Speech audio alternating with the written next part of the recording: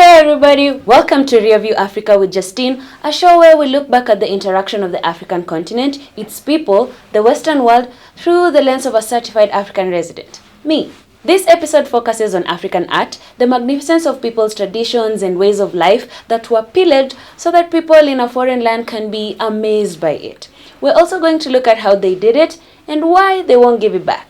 Western museums and libraries hold a large number of artifacts that they appropriated over the ages through conquest and colonialism. I love how they have all these fancy words for theft. Up to 90% of Africa's material cultural legacy, the material wealth that we get from our ancestors when they were on Earth bowling, is outside the continent. This sounds like these artifacts just wandered off to explore the high seas. Frankly, that would have made for a better story. In truth, most of these were stolen by European colonial powers, looted during ethnographic missions, or acquired under questionable conditions in various markets. Say what you will about colonialists, but when they were out stealing, they went all in. Guns blazing, no morals, all hot. Picture this. It's the late 1890s in the Kingdom of Benin. The Oba had trade monopoly over the area. The Royal Niger Company, which is one syllable away from saying what they really mean, aren't happy about it. The Oba's trade monopoly had them on an extreme end of like, how dare this black people spectrum, so they decided to do something about it. In 1892, the British Vice Consul of the Oil River Protectorate, Henry Galway, visited Benin City hoping to open up trade and incorporate it into the British Protectorate. He had a befitting surname because where there's a goal, there's a way. Galway signs a treaty with the Oba and his chiefs with clauses in there about Oba claiming they need protection. This was in fact a lie, a powerful lie, because if someone is defending you, they could easily trip, fall and punch you back in the face. The treaty apparently granted the British free trade, but the Oba wanted custom duties. The British, challenged on their audacity, considered this act hostile and in breach of the agreement. In November 1896, Phillips, the African Coast Vice Consul, asked his superior colonial ancestry, that be, to visit Benin City and the Oba to discuss the trade. In late December, he hadn't received a reply, maybe because the crow carrying his mail probably did not want to collaborate on his mission, but he decided to go anyway. Phillips sent a message to the Oba to see him. The Oba sent back, "Can't talk now, kinda busy," because the timeline was messing with his Igwe celebrations, and we all know life is for enjoyment. The story cuts to Phillips getting killed alongside all those who came with him to discuss the treaty. This is known as the Benin Massacre. In response to this, the British invaded the Kingdom of Benin in January 1897.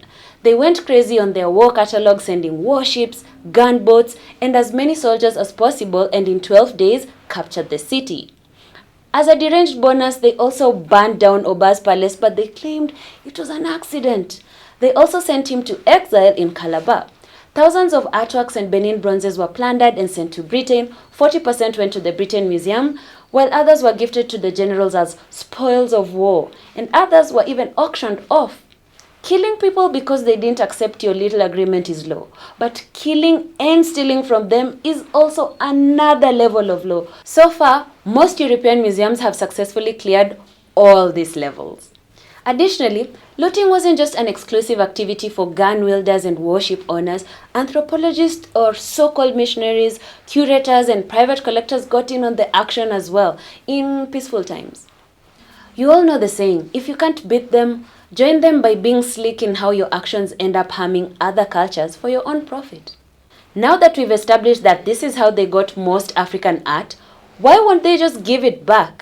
We received a letter from the colonizer retreat, and here it is. Hello, Africa. Your art is great. We love it.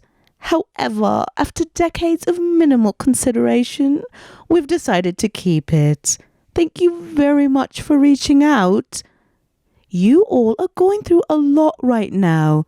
Poverty, hunger and famine, war, the cost of fuel, elections, not being able to get tickets to a Burna Boy concert, Afro Nation not coming back.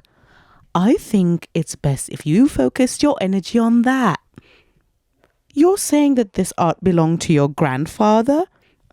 Prove it. Oh, you have a family? We do too.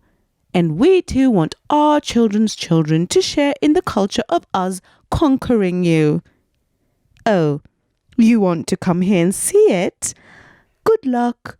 You might first want to check the strength of your passport. Sincerely yours, Europe. Returning African art is getting a big no from colonizers at Ancestry.com. There's a long-standing policy of objective refusal to seize ownership over these forcefully acquired treasures, despite numerous Africans demanding it back. That's why the Killmonger scene in Black Panther was so delightful. Plus, Michael B. really looked great in that scene. The defense against returnism is the same defense museums give for their existence.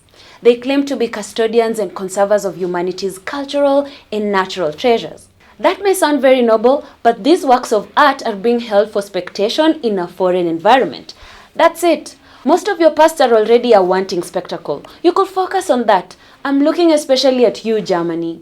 Most of these artworks retain and perpetuate stereotypical narratives that Europeans had and still have about Africans. Getting to call people savages in the tags of your art collection while you struggle to separate racism in a refugee crisis is a great mountain of cognitive dissonance. The items on display are selected, named, organized, and identified by Europeans. This kind of power erodes the original African story and identity of these works of art. This is high filter erasure, only second to what Snapchat does to your face. Different countries have reinforced their colonial institutions in their rules of law and modus operandi. France, famously memed by this lady in a colonial rebuttal, have claimed that the art collections belong to the state and cannot be given back. This is a bigger legal battle for Francophone countries they've pillaged and still have to pay hefty taxes to their colonizers. You can catch a full review on this on our next episode.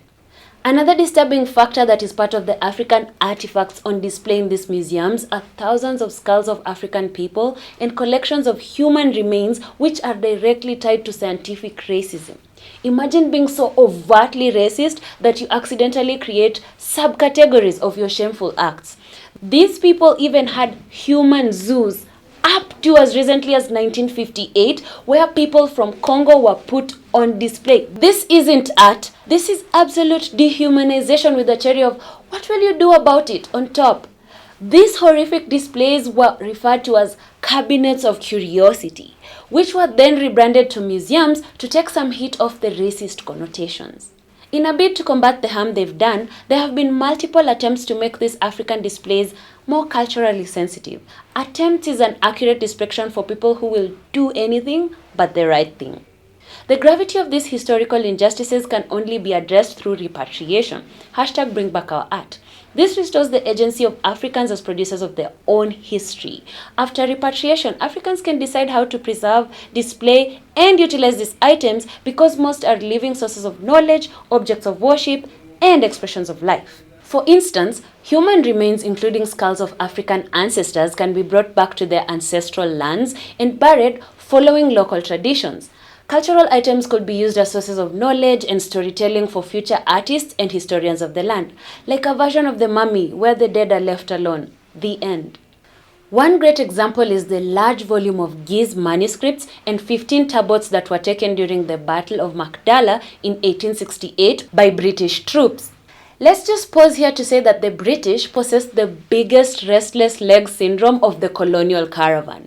Tablets are sacred objects that only priests in the Ethiopian Orthodox Tewahedo churches can touch. Imagine if someone stole all the Pope's regalia and destroyed every trace of it but kept that tiny little cup in the cabinet of curiosities. The Giz manuscripts, if given back, will be used as textbooks to thousands of Ethiopian traditional schools. Returning Benin's bronze artifacts can help honor ancestors who were exiled and maimed and help validate the ascension of the new Oba. Cast brass plaques, which once decorated the Benin Royal Palace and which provide an important historical record of the Kingdom of Benin, can be returned. African art is more than beautiful objects you get to see. They are a way of life and should be treated as such. Here is a rough estimate of how much African art is still held in Western museums.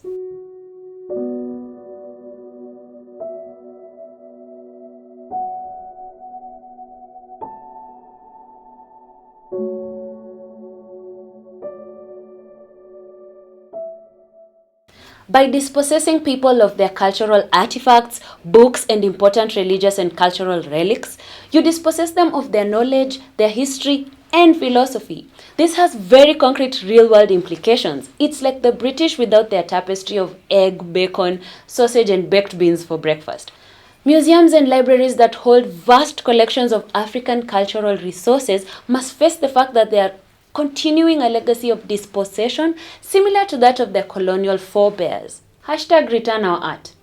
Thanks for watching. Please subscribe, follow, share, and don't forget to like this video. It's the best way to support this channel. You can directly support this series, Rear View Africa with Justine, by becoming our YouTube member, Patreon, or donor. And remember, Africa is watching.